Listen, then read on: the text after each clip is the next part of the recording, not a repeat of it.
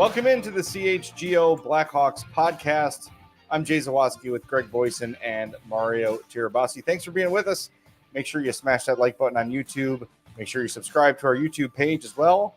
Leave us a 5-star review on Apple Podcasts or Spotify. And make sure that you are following us on your favorite podcast app. Hope you're having a great Tuesday.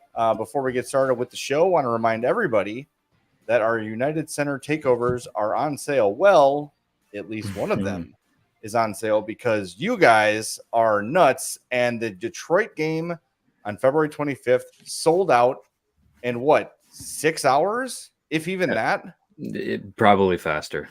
Yeah, it was absolutely crazy. I know we didn't even tweet the link until the show was over. We talked about it during the show yesterday, and I think we had 20 or 25 sold by the end of the show. And now they're all completely gone for the Detroit game. Oops. But November 4th, the Florida Panthers, a very good opponent, coming to town. That's really soon. That's less than 2 months from now. Come join us at the United Center. Go to allchgo.com to get your tickets. If you're a diehard, use that diehard events tab. If you are a normie, as we call you, just use the regular events tab and you'll find how to purchase tickets to join us November 4th at the United Center as the Hawks take on the Florida Panthers. Now, speaking of yesterday's show, you may remember that we told you that we're talking to Danny Wirtz and Jaime Faulkner today. And no, they are not tied up in my basement, and I'm not about to bring them in here. We did speak with them this morning, and technology failed us, as technology is wont to do these days. When we got back from the United Center, we went to transfer the audio, and the audio file was kaput.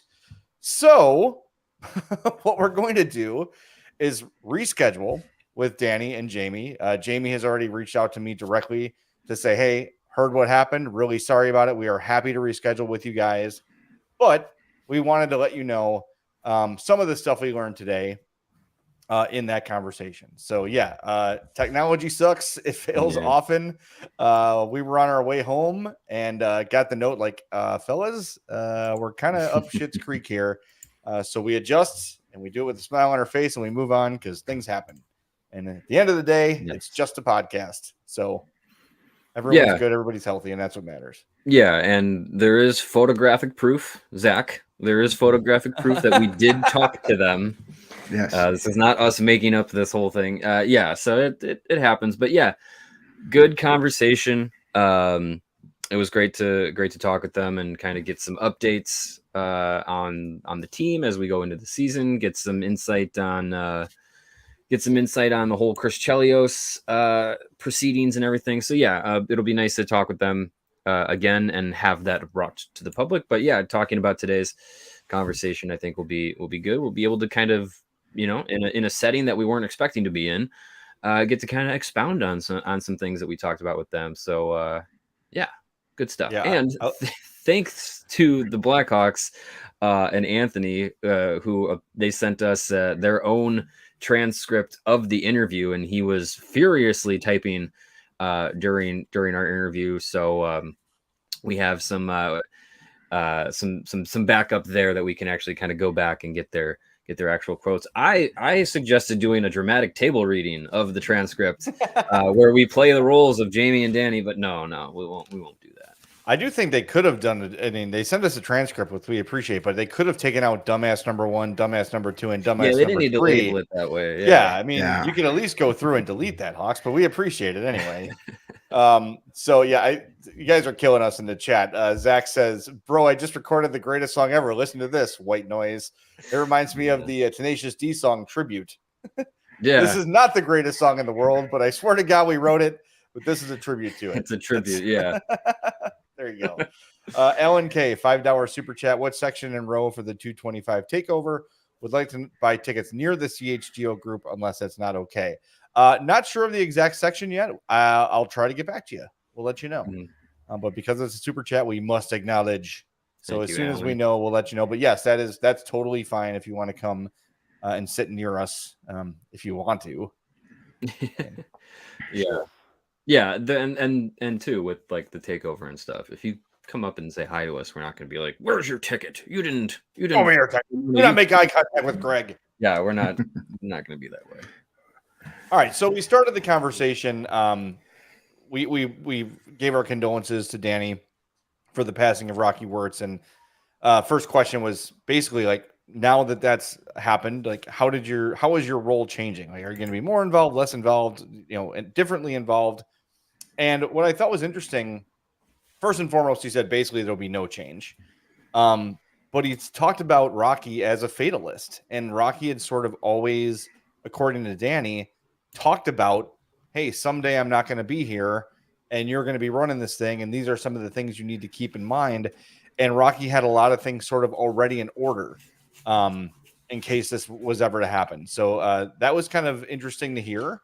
You don't really get that from Rocky, like when just knowing him personally, he seemed kind of happy-go-lucky and positive and smiling most of the time. But I guess a good businessman has to be thinking, 5, 6, 7 years ahead. And it looks like he had a pretty solid plan in place for if and when it did happen. And unfortunately it did. Yeah, that conversation reminded me a little bit of like my own dad, who, was diagnosed with cancer and less than 2 years later had passed away. But it was a lot of conversations of like, hey, I'm happy to help you out, son, but I'm not going to be here forever. So let's figure out a way to make this your own thing. We had a few of those conversations over the past couple of years of his life. So that brought back some memories there. But I mean, obviously, my dad did not run, a professional sports team and a multi-billion-dollar empire of real estate and liquor in Chicago amongst all their other businesses. So I'm sure his attention to detail was a little bit greater, but not surprising to hear that aspect of it. And it doesn't seem like the day-to-day operations of the Blackhawks is changing much.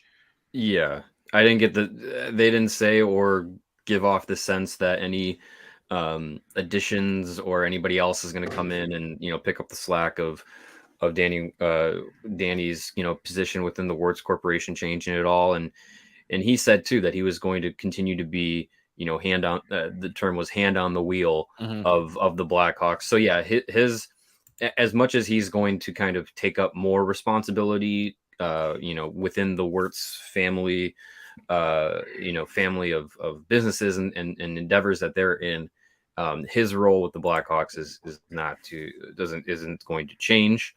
It's kind of overseeing everything. He'll just no longer have his dad above him. He will then represent that kind of last top of the food chain kind of thing. And I think Danny spoke about how Rocky tried to instill a lot of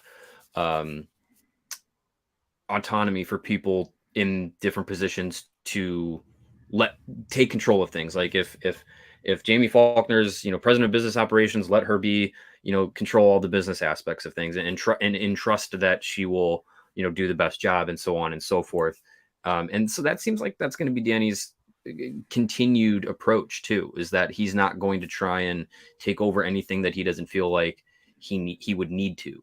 I believe he has a belief in the people that are in place to do their jobs and do them well. So yeah, it doesn't seem like anything is going to change other than Rocky's just no longer here.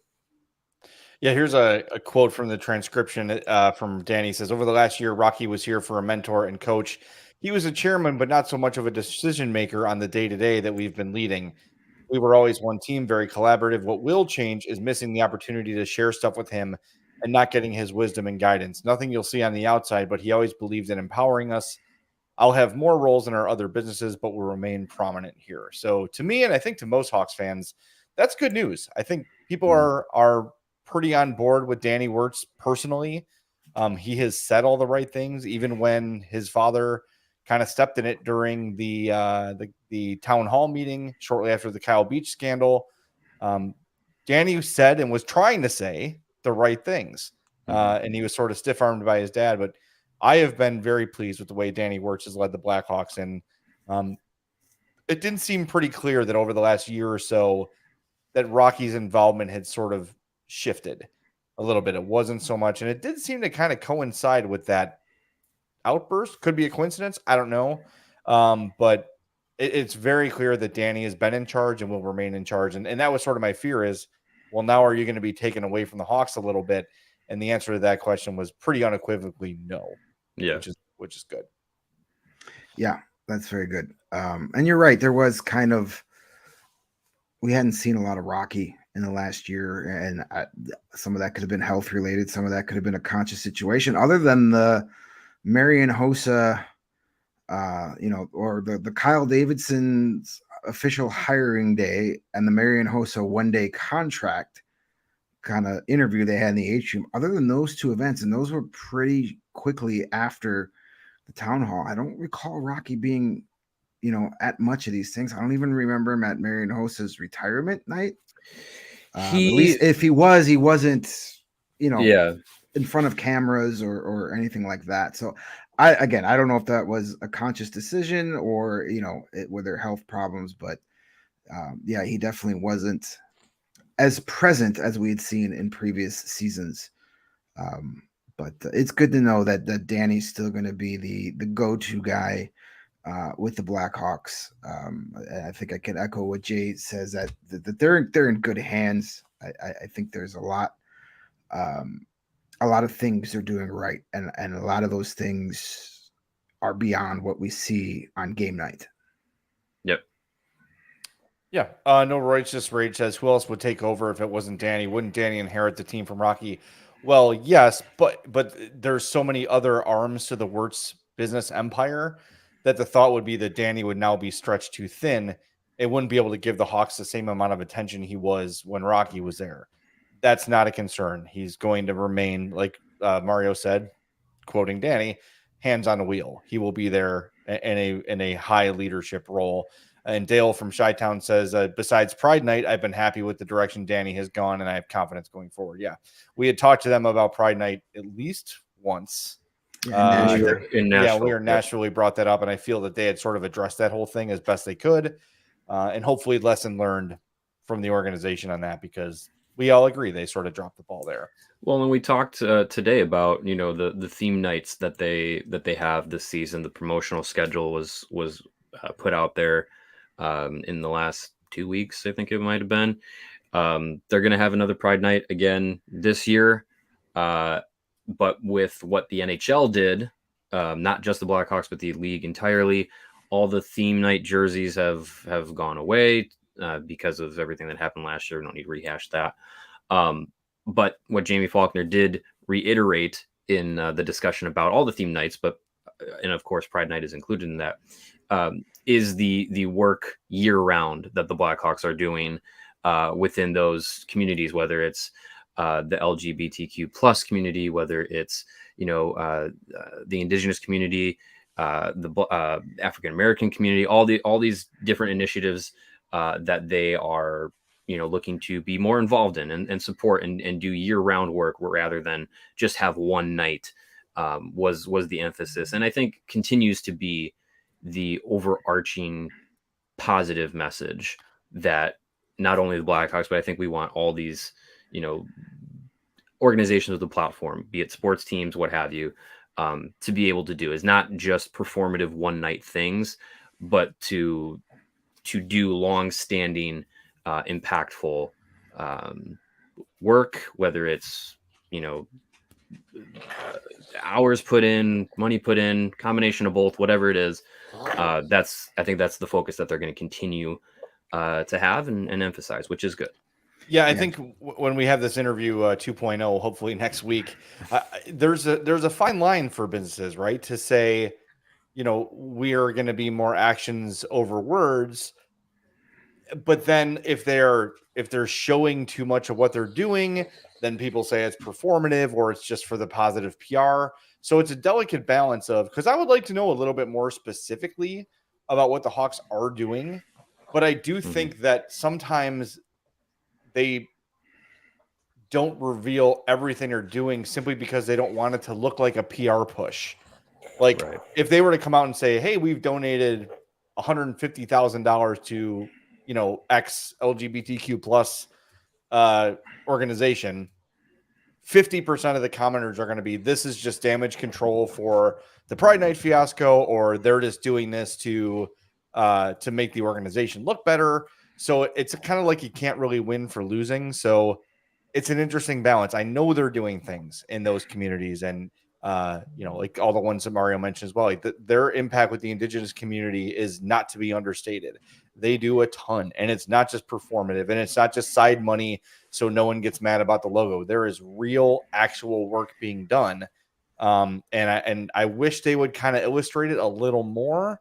But I do understand at the same time kind of why they don't, because they don't want to be looked at as being performative. It's a really hard balance. I get it. I actually don't know what the right answer is. Yeah, and Jamie said that the theme nights for like Pride Night and Native American History Month that they put in there, but they have a Heritage Night, African American History Night, those types of things.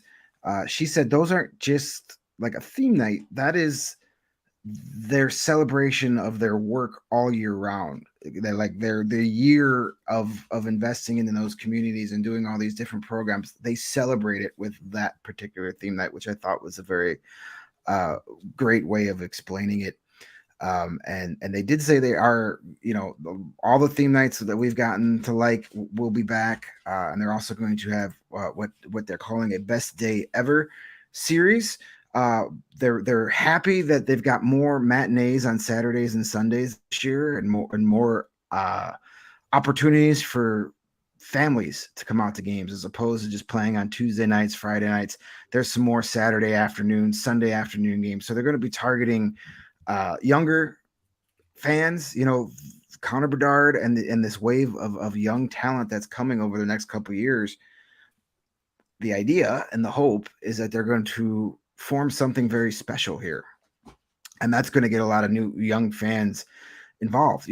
People that grew up watching Patrick Kane and Jonathan Toews are now having young kids who are just getting into hockey, and they're going to gravitate to Connor Bedard. They're going to gravitate to Kevin Korchinski and Oliver Moore, and all these guys are going to become their heroes.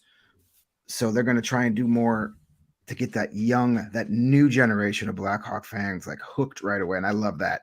You got to keep opening the doors to the new generation of fans. You got to get them involved early. I really think with a game like hockey, just because it's got so many disadvantages of just logistically, it's a very difficult sport for young kids to play, especially depending on where where you live or what your family makes. And the fact that it's the fourth sport here in this country, it's not as popular as basketball. It's not as popular as football, baseball. So they're at a disadvantage. So if you can get those kids, the younger you get new fans, the better it is. Because the older you get, a lot of people, I still hear it every day. Hockey, the rules are too complicated. I don't know, it's too fast, blah, blah, blah. You hear all these excuses of why not to watch hockey. So if you grab these kids as young as possible, you're going to have them hooked. Speaking of rock, go ahead, Mario. Sorry. Well, I was going to say, and we talked about how a lot of the younger players coming in too have a different perspective of their quote unquote brand and how they market themselves, and how these younger players or these younger fans rather can gravitate more towards a player than towards a team. It's less about I'm a Blackhawks fan and therefore I like Connor Bedard. It's actually societally in sports kind of going the opposite direction. It's more of like, oh, I love the Connor Bedard, so now I'm going to become a Blackhawks fan kind of thing, outside of your inherent local fan base. So I think that's a big thing that they're also going to focus on is allowing the players who want to be more forward with being visible and being active in growing that fan base, the opportunity to do that. So that's going to be interesting to see how that forms over the next few years, whether it's pushing Connor Bedard, more into the spotlight than he's already going to be, or letting a guy like Frank Nazar or Kevin Korchinski's personalities come out more over the years, rather than what we're used to in hockey, where it's all team based. So that'll be interesting to see how that evolves over time with the Blackhawks, and as they kind of have this refocusing on how they want to grow their fan base. We're going to get to the Pearl Jam, Chris Chelios part of the story next, which was great. But speaking of Connor Bedard and speaking of Rocky Wirtz, we got our first look today at what the patch will look like. Connor Bedard is in Las Vegas with Seth Jones at the NHL Media Week, whatever they call it. So for your planning purposes, he will not be on the ice tomorrow at Fifth Third. He'll be there Thursday. So if you're planning on coming to get your first glimpse of Connor Bedard, he will not be there tomorrow. But there he is on the Blackhawks Twitter, rocking the Red Hawks jersey with the circular patch that says Rocky on it. We've seen this before. This was at the Memorial, but now it is officially on. If you're not watching on YouTube, it's the right chest, right above the eye of the Blackhawk logo. Big black circle with Rocky in the middle and a white outline on the circle. So pretty basic, but as expected. The future spot of the Portillo's sponsorship. Yeah, there you go. There you go. No, it's the same patch essentially they wore for Stan Mikita and Tony Esposito, but instead of a number, it's the name. Yeah, this looks very much like an NHL 24 loading screen, doesn't it, Mario? With the he's just kind of making a few very like general motions and it's looping. It's getting the juices flowing for 24. Speaking of getting your juices flowing, head over to Sunnyside Cannabis Dispensary this football season. Ooh, seems like we're going to need it. Sunnyside is your home for judgment-free cannabis shopping, a place where all kinds of visitors are welcome to explore, discover, and purchase a wide array of high-quality products. Sunnyside has everything you need to elevate your football season, no matter where you are on your cannabis journey. It's got easy online ordering and in-store pickup, and their awesome, transparent loyalty program called Sunnyside Rewards. Sunnyside is Illinois' favorite dispensary, and with good reason. They've got all the great brands you're looking for: Cresco, High Supply, Floracal, Wonder, Remedy, and my two favorites, the Mindy's and the Good News. My dad just gave me 2 things of Mindy's yesterday. He's like, "You've earned these." Damn right I did, Dad. Thank you for noticing. He gave me the black cherry gummies, and I got the Good News, the counting sheep that helped me fall asleep every night, sleep through the night, which is something I've never been able to do. Whatever you're looking for from cannabis, the people at Sunnyside will help you get exactly what you need. You can sort of a la carte your experience these days. You know, if you want to just disappear for a few hours, you can do that. If you just want to sleep through the night or take the edge off, you can do that. So many options. Let the people at Sunnyside help you out. And now through October 15th, head to sunnyside.shop. Use the code CHGO25 at checkout for 25% off your total order. That is one use per customer and not stackable with other promotions, but it's not only for new customers. Anyone who has shopped at Sunnyside before or are new customers can use that code CHGO25. Pick up everything you need to elevate your football season. Must be 21 plus or an Illinois MedCard holder. Again, sunnyside.shop, promo code CHGO25. And if you're looking for something nice and refreshing to pair with your Sunnyside dispensary goodie bag, why not reach for a nice, cold, refreshing Goose Island beer, the proud beer sponsor of us here at CHGO and Chicago's beer since 1988. And Goose Island, now they're flying overhead again. They boast a tremendous year-round roster of beers. Of course, you have the Full Pocket Pills. It's the everyday beer that the Goose Island beer brewers are drinking. You have the family of Beer Hug IPAs, the Imperial IPAs that are dangerously easy to drink. You have the 312 Wheat Ale, the staple of Goose Island's year-round beer roster. Always refreshing, always in style. And of course, we are now in full swing of Oktoberfest season. So those nice fall Oktoberfest beers are going to pair nicely as the leaves change and the weather starts to cool and the hoodies come out and the banana hammocks go away.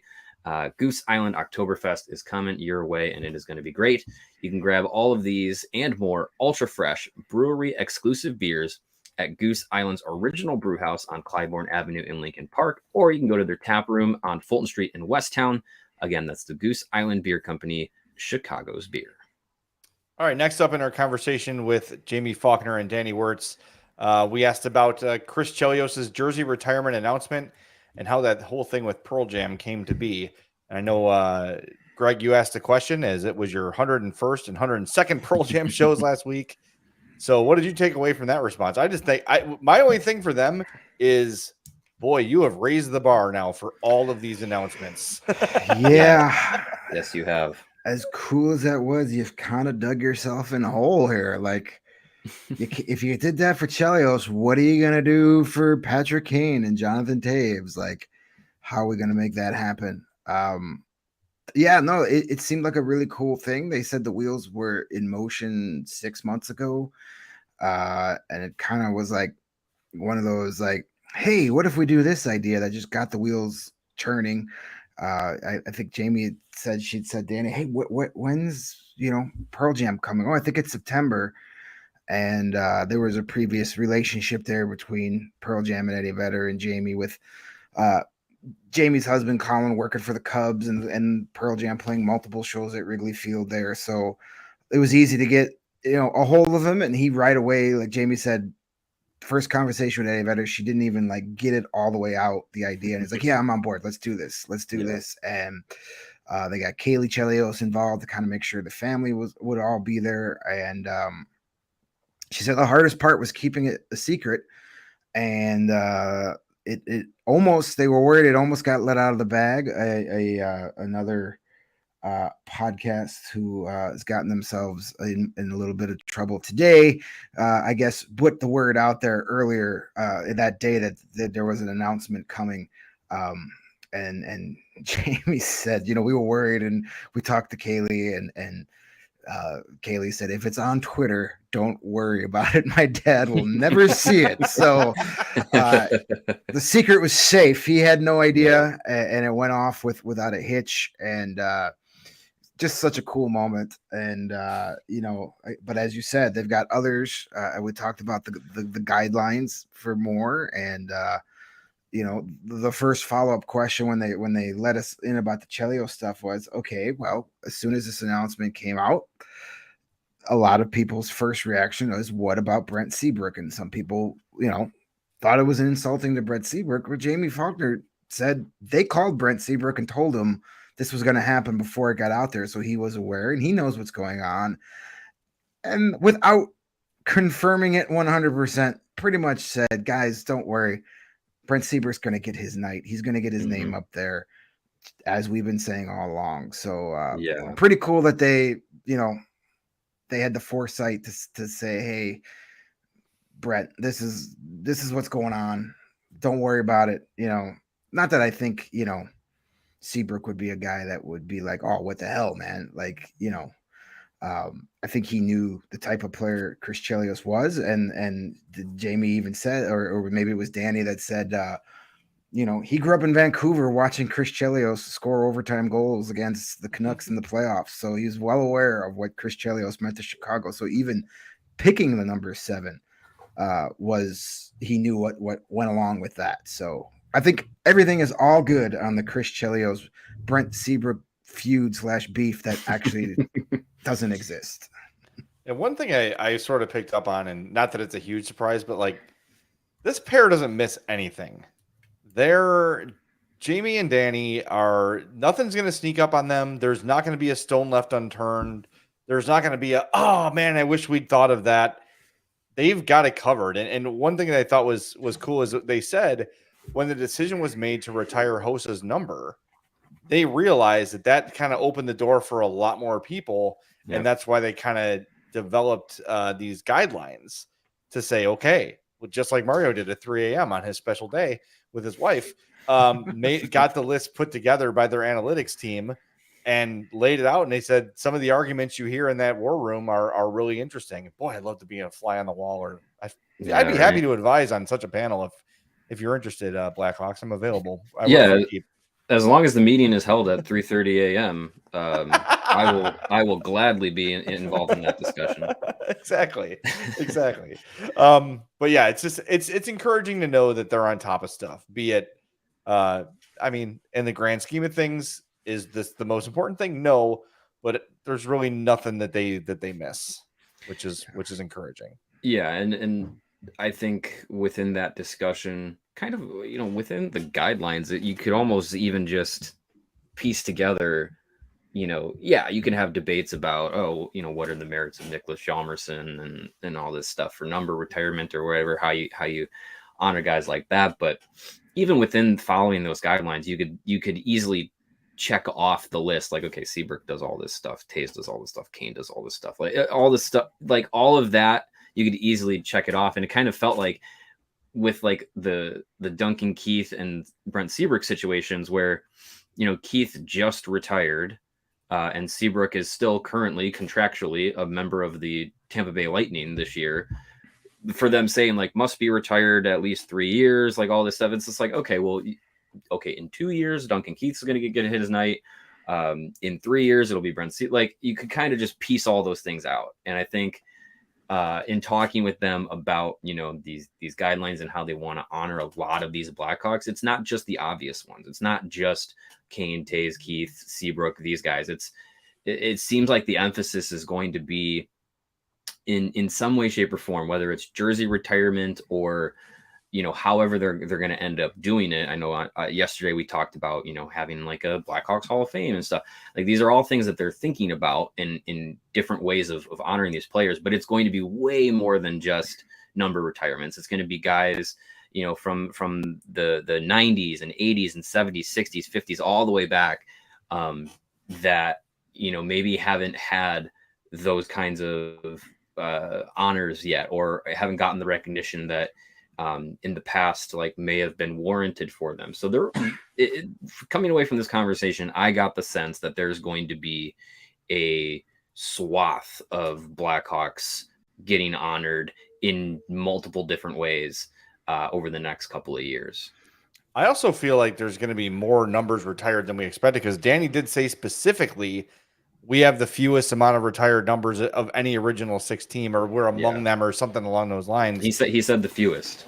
Yeah. So if you're one of those people that's really on the Steve Larmer thing, Greg, and I know our buddy Tab is huge on that too. And if you've got hope for Jeremy Roenick, I don't know if I would not count them out. I think yesterday I was sort of like, maybe the ship has sailed on Larmer. I don't think so. The Roenick thing, I don't know, because of the more recent character concerns. I think that hurts his chances a little bit. But I don't know. I think he's just waiting for his redemption chance, and hasn't really come from it because no one wants to touch him right now. One thing that I think is going to be really interesting to kind of gauge where the team might be with Roenick is how visible is he when Chelios's honor is coming up, because you can't have a jersey retirement involving Chris Chelios and not have Jeremy Roenick around.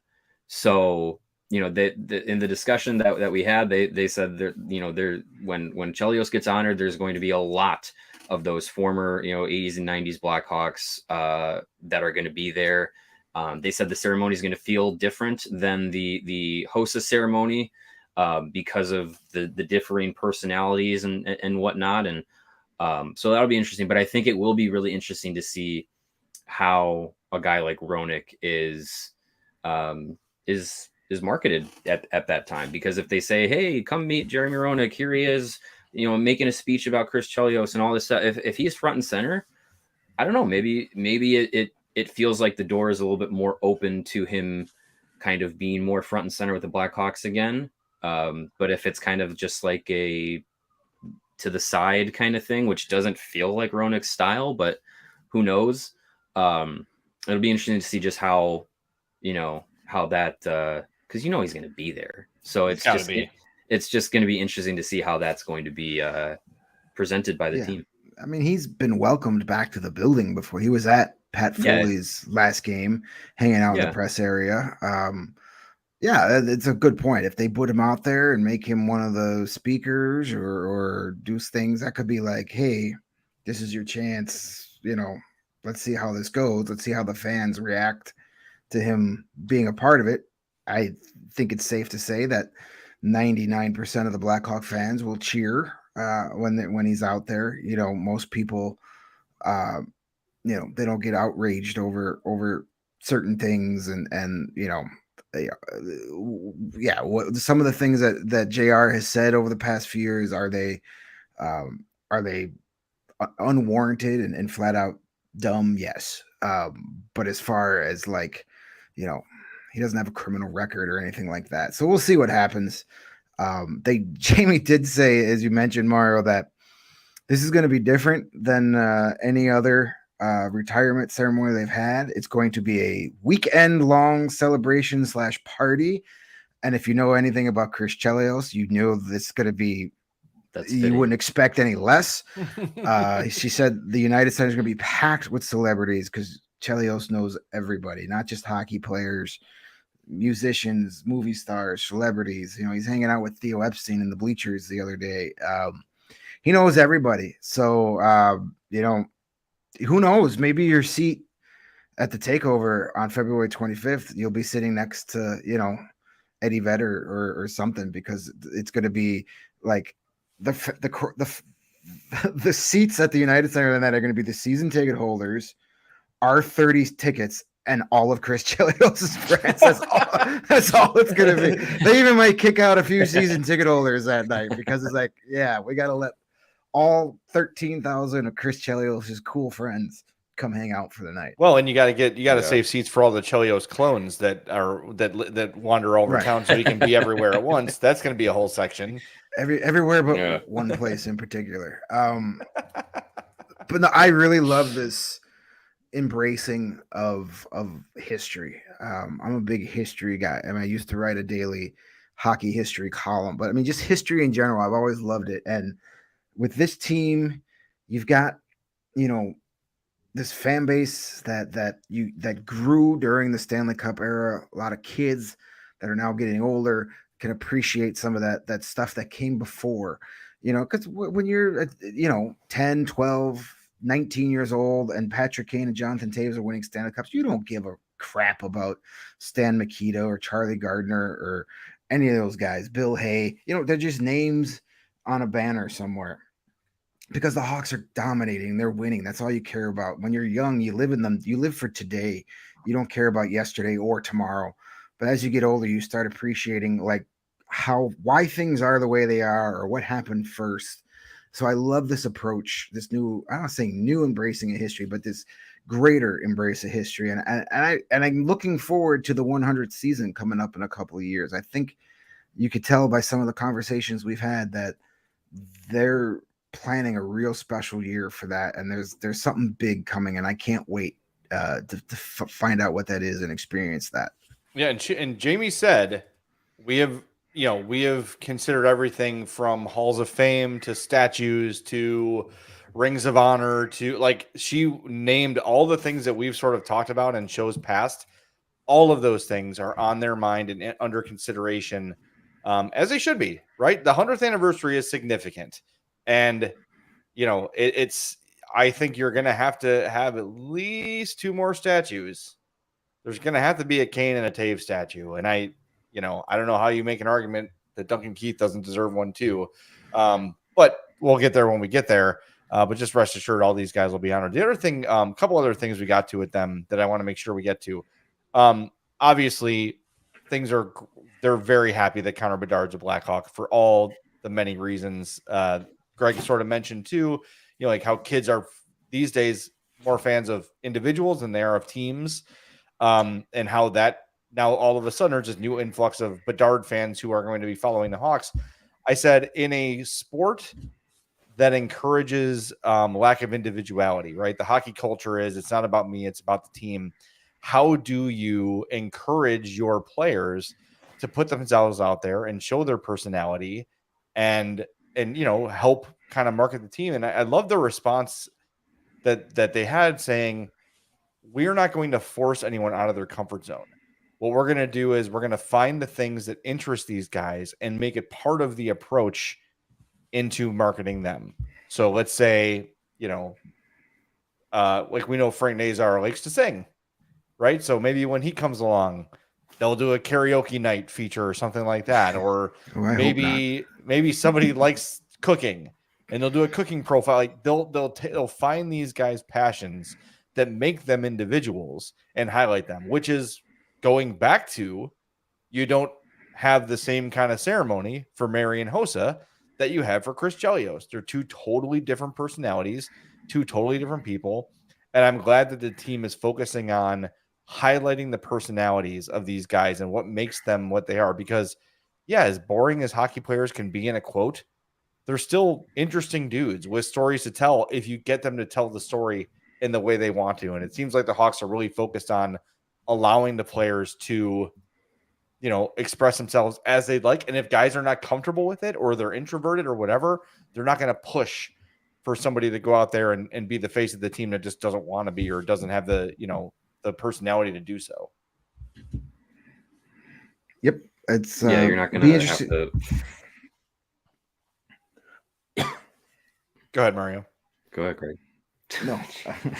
You're not gonna force a guy like who might be not that forward. Like you're not gonna force a guy like Reese Johnson or Boris Kachuk or anything like that to, have to do all the. You're not gonna see Reese Johnson doing a TikTok dance or anything like that. Like it's just they're gonna allow the players who want to be involved in these kinds of things that space to do it. And I think that's good. I think like we were talking about before, I mean, it just seems like how, and Danny mentioned it too, it's like when Patrick Kane and Jonathan Toews came into the league, wasn't around or wasn't even like that big of a thing. So just the way that kind of like how fans consume their teams and their favorite players and everything is different than it was 15 years ago. So allowing these guys to kind of have the mediums that they already. I think we had a technical issue with Mario there, which is par for the course for today. But he basically, Mario saying his social media wasn't around then, and now they're letting these guys express themselves the way this generation does, which is good. They should not restrict that. That's let these guys be themselves, and I think also what comes with that is some sort of training. Like, hey, here are some things you might not want to do on social media, or take a picture of, or have in your phone, or whatever. You want Mike Babcock can hold it. Yeah, you never know if your coach is going to broadcast your phone to the team. I think it's going to be fun watching how they let these young players grow and mature and express themselves. It'll be fun to see. I think they'll do a good job of that. And if there's one guy that, not a young guy, but I think like those little stop what you play, fun game type things that they've had in the past.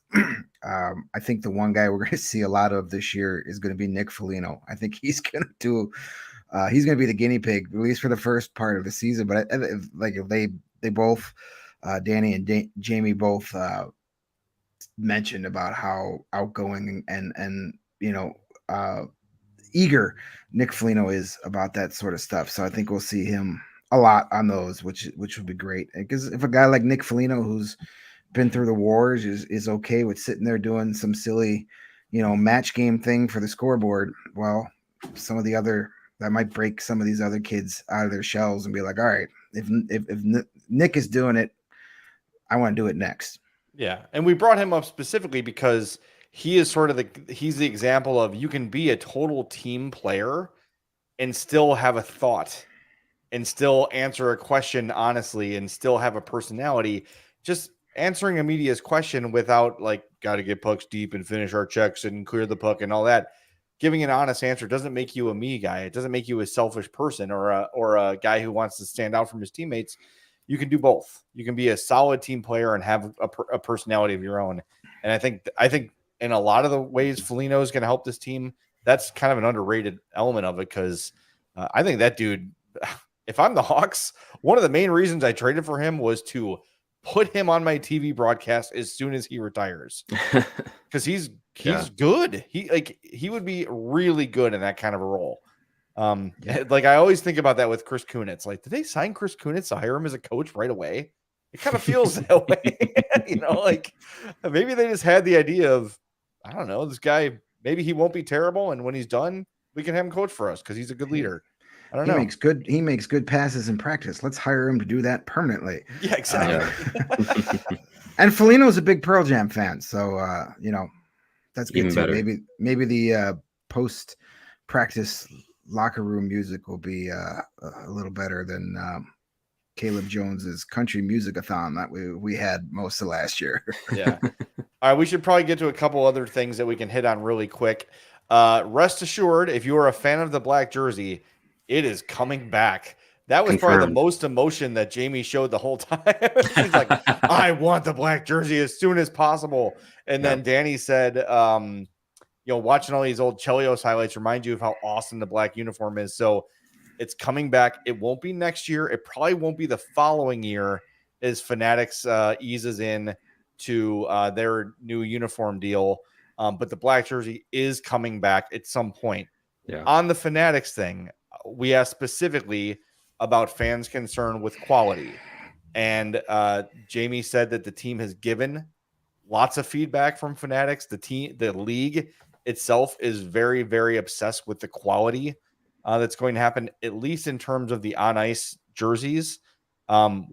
What that means for the trickle down of the t-shirts and the jerseys and all those sort of things you get remains to be seen, but they are very, very focused on ensuring the Hawks jersey looks to how they want it to look and performs like they want it to perform. They are very involved in that as much as they can be.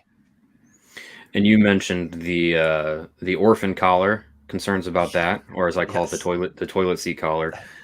Seems like that won't be an issue as well. So that's also another good thing you can kind of check off the worry list when it comes to the Adidas to Fanatics change. I hope, because now we're seeing if you go to a Dick's Sporting Goods or Richards as I call it, and you see Hawks jerseys, they have those. The Fanatics ones have them. Yeah, they have the toilet seat collar. So yeah, I hope that's just a replica thing and not an authentic thing, because if it was, and then you would see that change. I think that change was made not out of coincidence when Adidas made the change. So I think Fanatics would be smart to follow that lead when it comes to the authentics. Yeah, I'm hoping it's just some overstock and they're just getting rid of it now. But as we mentioned earlier, that Danny and Jamie's attention to detail, and when we were talking about jerseys, Danny, commended Jamie's attention to detail, and she even said they've sent a couple things back already to them saying no, it's got to be this, it's got to be this. So both the league and the Blackhawks are going through everything jersey wise with a fine-tooth comb. They realize how important, not only for the Blackhawks, what the Blackhawks jersey means to this franchise, but the jerseys across the league. So they're putting their faith in Fanatics, and it's just going to be up to them to deliver, and we'll see how that goes. Here's a quote from Danny. There is not a thread that gets past Jamie. We've sent things back. It's an important piece of our brand. We know the league is passionate about it. We will ensure it's the highest quality. Jamie says it's important to the league that our jerseys are done right. We have the ability to weigh in, not as much as we like, but the league is aware Fanatics doesn't take the foot off the pedal. So there you go. There's your quotes on the jersey. We asked about the progress at Fifth Third Arena. They said that the activity we're seeing outside of the arena is not them. It is the Chicago Department of Transportation. But they do believe they're just waiting for city approval. And did they say that the plan was January of 24 to begin work? Yeah, if January. They're thinking it gets wrapped up this month, and then January of 2024 would be the start of the construction. Yeah, so apparently it's just a staging area right now for other projects. All the trucks that make my commute down to the United Center Fifth Third much longer than it should be are all hanging out there just to taunt me. We asked about the Professional Women's Hockey League. Jaime Faulkner said we actually had a few conversations with them. They ultimately want to make sure teams launch in markets that can sustain them. We don't have a facility in Chicago ready to move them in just yet. We talked with Kendall Coyne Schofield about it to make sure they have a great facility. We will be great supporters. We will welcome them and host neutral games and look forward to it. So Hawks definitely involved in the PWHL. We did not get the question, and hopefully when we get to talk to them again next week, we'll remember to say, will these Fifth Third renovations potentially create a big enough space to host or to have and own and have in town a PWHL team? I think that's an important question that we missed. So we'll get that question in for sure. Yeah. I mean, it does seem like there is interest in that being a reality, but the infrastructure isn't there yet. So Correct. Yeah. yeah, hopefully, Exactly. yeah. I mean, if they said with their plans for the fifth third expansion is just to help accommodate the desire for hockey rinks in the city to expand upon the facilities that they have, to improve upon them. Which, I mean, if you've been to the fifth third, the facilities are awesome. I think it's a very big upgrade from the Johnny's Ice Houses, where they used to, house their practices and stuff. And yeah, I think it's a great facility. So to expand upon it, to potentially have a bigger, more spectator friendly rink, which maybe could be beneficial to the Chicago Mission, be potentially beneficial to other leagues, other events happening there. I know a lot of the USA Hockey Junior tournaments are held there, so you have the expansion for more of that to happen. I think it's good. It's good to have, and yeah, I'm excited to see what kind of impact it has on the local hockey community. Before we get to the last part, I want to acknowledge young Dangle God, who chipped in his dollar of the day, saying, "I don't know what we're going to do for Kaner. Maybe we should resign him so he's around more often to discuss how he'd want to have his number retired." Thank you for the dollar. We appreciate that as always, young Dangle God. The last feature we got to, or the last question we asked, was basically about Kyle Davidson and what they think of the job he's done. And they shared a really great story that we're going to hold until next week, because we're pretty sure it didn't get shared anywhere else, and we want them to tell you the story. But I'll just say this: rest assured, the hockey people have full hockey control, and Kyle Davidson has the full faith of Danny Wirtz and Jaime Faulkner, and they're very pleased with what he's done so far. Yep. It's good to hear. Not surprising, but it's nice to know that they're letting Kyle do his thing, and going forward. And there's some follow-up stuff to that story that we can ask too, just about, I want to know what their insight were on how, the relationship between Kyle Davidson and Luke Richardson seems to be very good through 1 year of the rebuild. A guy like Corey Perry, that screams that was a Luke Richardson ask, and Kyle Davidson was like, "Yep, we'll make that happen." And how important it is to have your young GM and your young coach both doing these jobs for the first time, kind of working hand in hand as this rebuild continues. Because yes, we're all excited for Connor Bedard, and he makes things a million times more exciting this season, but there's still a long way to go before this team is ready to start considering themselves a playoff team, let alone a Stanley Cup contender. So having Luke and Kyle on the same page as we take those next steps is huge. Well, and I like too that Danny said we're not placing some kind of artificial timeline on when we want to be back in the playoffs. We're going to stick with the process, and if the process works the way we think it's going to, we'll be back in the playoffs on schedule, right? He's not going to say, he didn't say you need to, he actually said, there's no policy I have towards Kyle where you have to have X amount of points by X date. It's let's just see the process through. And he's giving him full power to do that, which is all you want from an owner, is to just let the baseball or hockey or football or basketball, whatever people, run the team, and you stay in your lane. And of course, if a major decision has to be made, like a 8-year deal with a $9 million AAV, yes, of course, you need the owner to sign off on that. But he's not meddling in hockey affairs, which is huge. That's great news. Not that I don't think he's got decent hockey thoughts, but you hire a staff to run the hockey, let the staff run the hockey. Yep. Good stuff. Makes sense, right? Absolutely. All right, so we're going to wrap things up. Before we do, of course, we want to tell you where you can start tuning in and finding all the best live sports. It's Fubo TV. Go to FuboTV.com/CHGO. You get 140 plus live channels of sports, shows, movies, and news. They've got that picture-in-picture, which is clutch during sports season. You can stream live TV from any device easier than anything I've ever streamed before. You just open the Fubo app and you're streaming. It is so simple.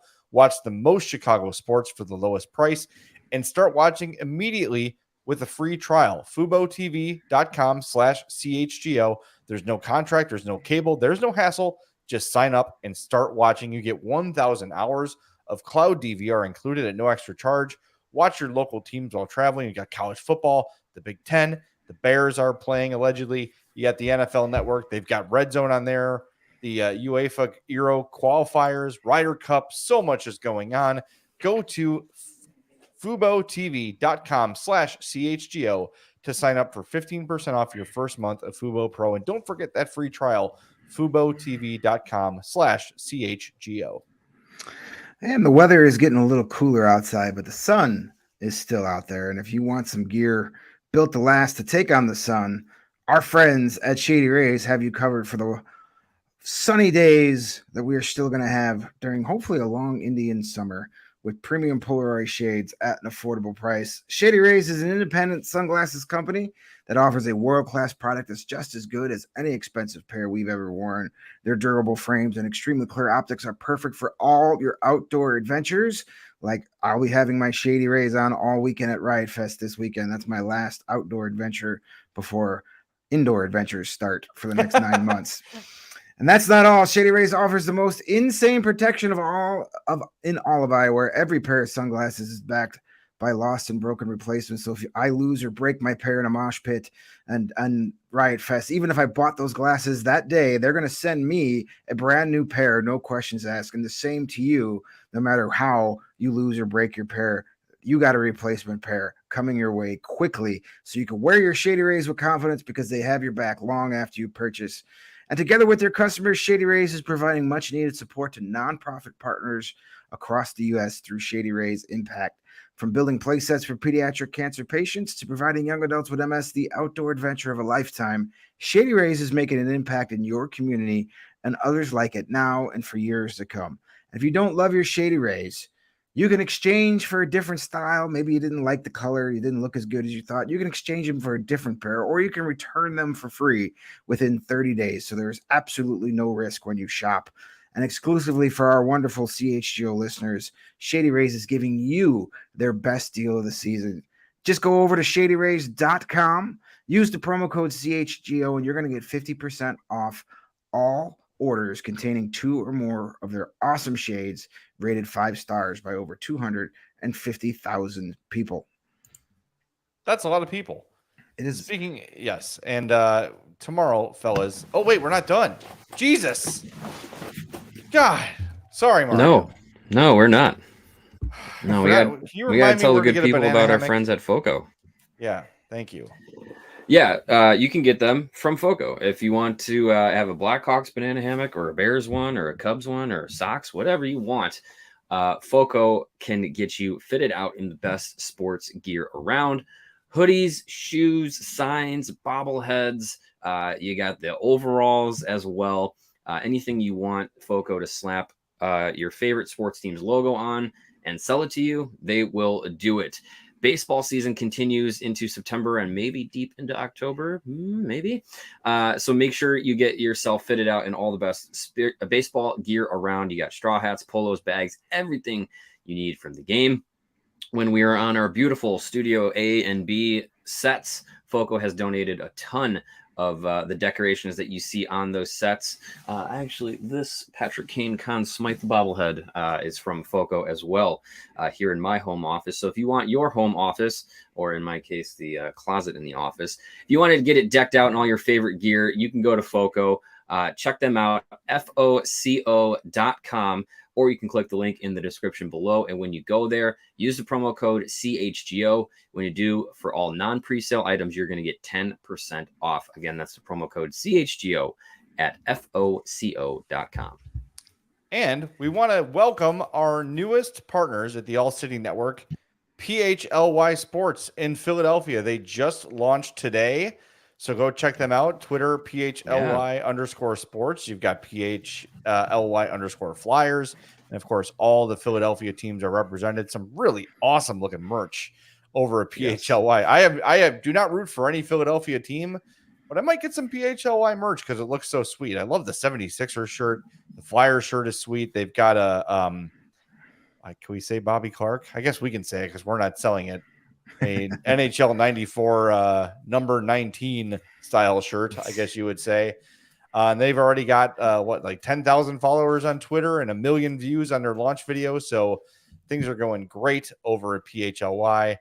Very happy to have them as part of the fold. And anytime the Flyers come to town or the Hawks go there, you'll be hearing from our friends at PHLY. So it's going to be an awesome time.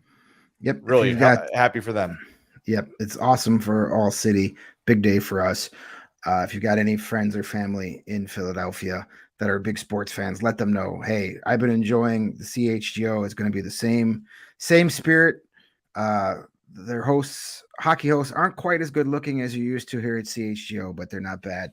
So you'll get some great coverage that you're used to from All City over PHLY. It's going to take me a while I'm so used to saying PHNX. So the LY is going to struggle coming out for a little while, but happy to have that group on board and looking forward to let's just take over as many cities as we can. Let's do it. It's our time. Let's do it. 100%. All right. Yeah. We are back tomorrow at 2:30. And guess what? We're going to have locker room audio. We're going to have comments from an actual Blackhawks practice. Let's freaking go. Oh my God. It is about time. The puck is dropping. Very happy. No Connor Bedard tomorrow. We got to wait an extra day for Connor Bedard. We'll see him on Thursday. Oh, then why are we even going? I know. What's the point, right? But we're going to be there. We're going to be all over it. We'll be sending videos from practice. We'll be playing interviews during the show. So don't miss tomorrow's show. Folks, it's finally here. Hockey is here. We have been waiting for this season since, well, basically last season started. We've been waiting for this one to start. So let's go. It's here. Tomorrow's going to be a fully hockey show, and we can't wait to share it with you at 2:30 on the CHGO Blackhawks podcast. Have a great day.